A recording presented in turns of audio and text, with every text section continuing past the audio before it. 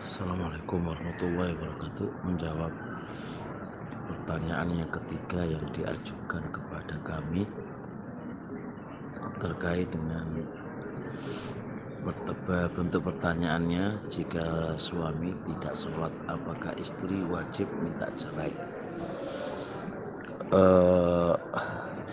Poin yang harus dibahas adalah datangnya sebuah hadis, ayyum ru'atin tolabat tolakon min ghairi ma ba'sin lam tajid raihatal jannah.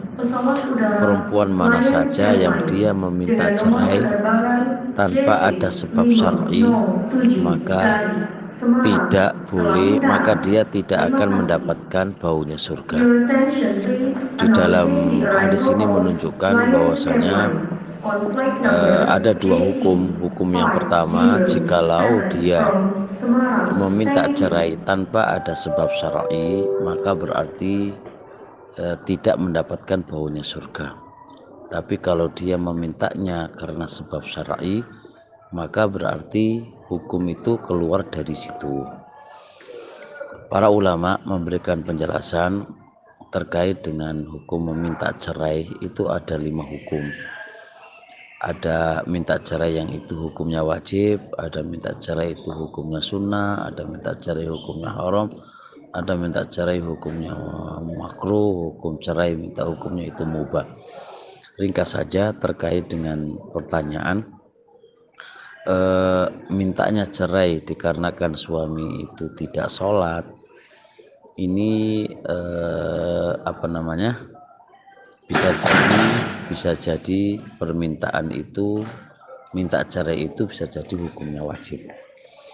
Kenapa kok hukumnya wajib? Karena itu alasan syar'i. Alasan syar'i karena apa? Karena sholat itu pun pokok tiangnya agama, rukun Islam kan, rukun Islam. Bahkan ibadah amalia yang paling tertinggi dari semua bentuk-bentuk ibadah itu adalah sholat. Bahkan sholat ini saking pentingnya, para ulama berbeda pendapat. Ada yang dihukumi kafir bagi yang meninggalkannya karena malas, ada yang mengatakan tidak kafir. Sampai segitunya para ulama di dalam masalah sholat. Nah, dari sini banyak para ulama memasukkan ketika suami itu tidak sholat, maka wajib atau dianjurkan banget gitu ya bagi istri untuk meminta cerai, dan tidak ada masalah, karena nggak mungkin akan bertemu dengan orang yang meninggalkan sholat dengan orang yang sholat dalam satu rumah, itu nggak mungkin berkumpul. Nah, lebih-lebih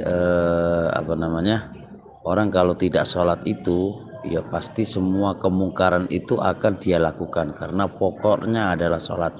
Inna sholata tanha anil fahsya'i wal munkar. Sholat itu bisa mencegah perbuatan munkar. Nah, kalau dia nggak sholat berarti dia nggak akan bisa mencegah perbuatan keji dan munkar. Maka berarti ummul khobais, poros daripada kerusakan itu adalah diletakkan di orang yang tidak melakukan sholat. Maka oleh karenanya wajib bagi dia atau dianjurkan sangat untuk meminta cerai.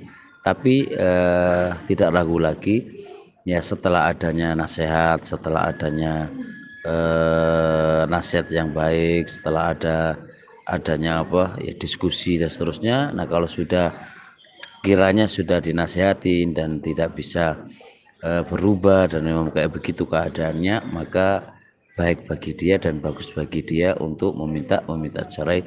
Wallahu ta'ala alam.